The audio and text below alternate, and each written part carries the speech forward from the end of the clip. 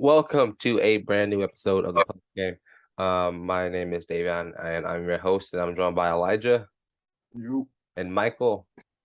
So, And for this NBA series, we're gonna start something. Well, we're gonna start something that we did at the beginning of the channel, but we're gonna work our way back to it, and that's gonna be segments. And so segments about different topics for the NBA. And firstly, we're gonna start off with our question of the day.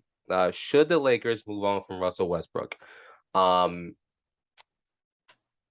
Many of us, because we've talked about the Lakers and Russell over the offseason, know that I would have said yes.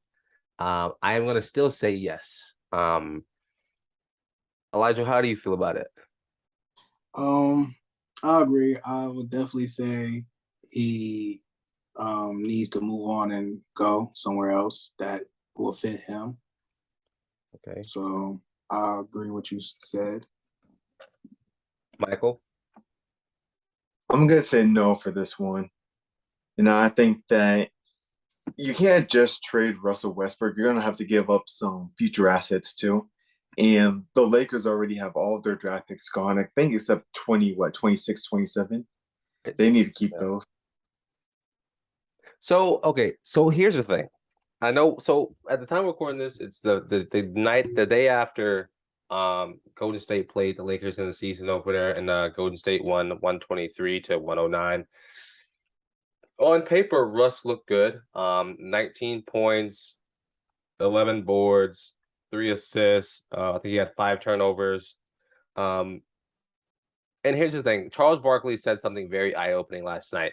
On paper, stat-wise, Russ had a really good game, but when you look at how he plays, his attitude, he doesn't look like he wants to be a Laker.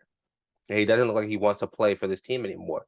And honestly, he's becoming toxic to the environment, realistically, because in their last preseason game, they had he went out for a hamstring, and they were saying he wasn't gonna start, and that he was just gonna be coming off the bench with that second unit and being a strong contributor to the second unit. But Russ didn't like that, and so Russ started and played 31 minutes last night. I personally think that they should move on. That Lakers team isn't good. They don't have no depth. They have nothing realistically. And in my opinion, he's better if they just moved on right now. Look, I'm gonna say this. I think Russell Westbrook definitely has his own problems with that. And he has a lot of pride. He does not want to come off the bench. But he's the type of player that he gets his whole team on the floor active. He has the most, I think, since his MVP year, he has the most assists in the league. So I think if he does come off the bench and he has that second unit moving, working together, then they can possibly have the best depth in the NBA. But he just has to know his role. Like you just said, him knowing he's too arrogant for That's that. exactly what it is. Yeah. That's not in his MO. That's not been his MO since he came into the league. I mean, in Washington, what was he? The only, well, I wouldn't say the only, Bradley Beal was there, but he was one of the superstars, but he was that number one guy. And in Houston, when he was there, he wanted to be that number one guy. Granted, the stats were always there, but he is not good for any team, especially a championship team. Like that just does not work. And that's why I think they should move him for us. I mean, that package right now for Buddy Hill and Miles Turner looks really good in Los Angeles because of how poorly they have no depth, and it's just not good right now for them. So talking about the Lakers as a team, if he does stay, what do you think their ceiling can be? Well, it depends. Does Yeah. he know his role or does he not? If he Then that doesn't know his, then if he just wants to be the starting, he's the number one guy over King James and AD, not even a playoff team. But if he comes off the bench, then I'm gonna just say it, they can make it to the Western Conference Finals. That's a wild take. I'm gonna say that's their absolute ceiling because you know what? I'm not one to bet against LeBron. I think we've seen last season and seasons before that he cannot do it on his own. LeBron had 31 points last night, 14 rebounds, 8 assists, AD 27 points, 6 boards, and they still lost. Shooting wise, when you looked at that team last night, no one can shoot the ball. No one.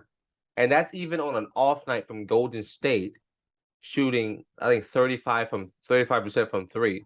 That's not gonna get you any wins. And you got Golden State on a cold night. Let's be real. Golden State's not gonna miss that many shots ever, Yeah. ever again. And they still lost by almost 20 points. So I personally don't. I think it's time for them to move on. I mean, I was listening to Undisputed with Shannon and Skip, and I mean Shannon made a point like, listen, give them 15, 20 games. If it's not working, you gotta go. You gotta go. Plain and simple.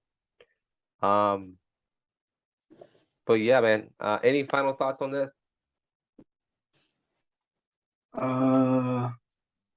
The most I could say is, if Lakers keep Russ, is the play-ins, playoffs, and that's pretty much further they can go. I don't think they could go to the Western Conference. I don't think they're getting there either, man. I think Yeah, there's too many strong teams in the West for them to get that deep. yeah. Anything from you, Michael? So who do you think's the best duo? Let's say everyone stays healthy. Who's the best duo in the West? In the West? In the Mhm. West, In the West, I think everyone stays healthy. it'd be stupid not to say Golden State. I was about to say I don't want to be biased and say Clay and Curry or whatever. It's too many duos over there. I It mean, could be maybe Curry and Clay. It could be maybe the Curry and Clippers. Poole. I mean, Kawhi and PG, I guess. Okay, the Clippers, yeah. I Yeah. mean, but if everyone stays healthy, you also have to put LeBron and AD up there too. Yeah, I mean, Yeah. but You put them up. yes, but when you look at that, like look at the rest of the league, like look at the rest of the West. Like look at their because see, you said like duo, yes, 1 and 2 guy, but what else is there?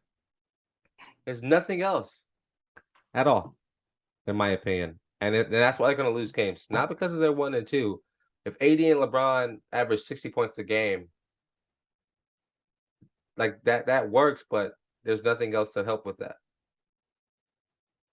But yeah, man. Appreciate y'all for joining. That was good.